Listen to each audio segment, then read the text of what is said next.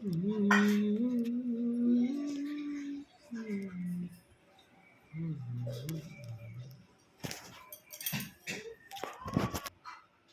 हाय हाय हाय हाय आज गुरुवार पूरा सादा है। आज देसी खाया पूरा कदली पड़ी गोटे डालमा है मुग डाली पड़ी है ना आउ कौन गोटा भजाटा है कौन कि भजाटा এটা ଶାଗ ଭଜା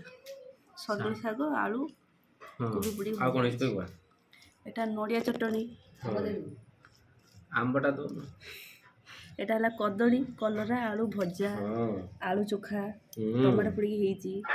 এটা ହେଲା ବଢ଼ି କଦଳୀ ଆଳୁ ତରକାରୀ ଆଉ ଏଇଟା ଆମେ ହାମ କରି ଆଣିବା। ଆଜି ହେଉଛି ରଥଯାତ୍ରା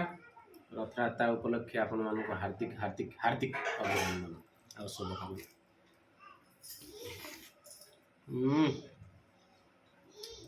ଲାଜବାବ ଶେଷରେ ପୁଣି ମା ଦେଲେ ଆମ୍ବଟେ ଆମ୍ବ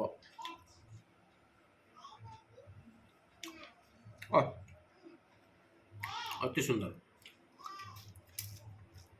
बेले सादा खायाटा भल से सप्ताह 2टा बार पड़े गोटे कौन सोमवार आ गोटे गुरुवार मोर बार ही मन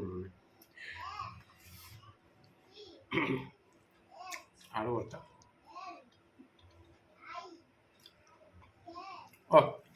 जबरदस्त ना सत कथा गोटे दिन बार कर देख मैंने डेली आइस खाने भल लगे तुम गोटे दिन बार कर गुरुवार तापर शुक्रवार थे ରାତିରେ ଶୋଇ ସ୍ୱପ୍ନ ଦେଖୁ ତ ଶୁକ୍ରବାର ଦିନ କ'ଣ ଖାଇବ ମାଛର ଭଲ ହୁଅନ୍ତା ଚିକେନ୍ ନେଇ ହେଇଯାନ୍ତା କାଲି ଗୋଟେ କ'ଣ କରିବି ବିରିୟାନୀ କରି ଖାଇବି ଭଲ ଲାଗେ ଟିକେ ଡେଲି ଖାଇଲେ ଡେଲି ତ ଖିଆ ହେଉଛି କ'ଣ ଗୋଟେ ଖାଇବା ଆଉ ସେ ସପ୍ତାହ ଥରେ 2 ଥର ବାର କରିଦେବ ତାପରେ ତ ଖାଇବା ଇଚ୍ଛା ହେବ ନାଦିକି ଖାଇଦେବ ପୁରା ନାଦିକି ମାନେ ଖାଇଲେ ଭଲ ଲାଗେ ଟିକେ ଏଇଟା ନଡ଼ିଆ ଚଟଣି ओ जबरदस्त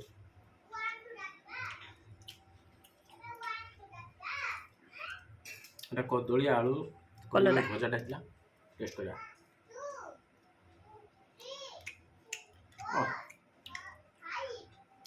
लाजवाब जवाब नहीं এটা কি শাক সজনা শাক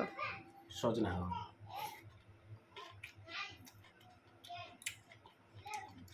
आलू फाड़ी बड़ी बड़ी भजा है बहुत बढ़िया है गोटे बड़ी बड़ी पड़ी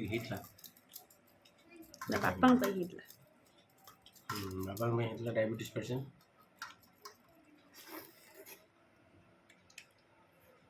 मसला फसा किसी नहीं पूरा सादा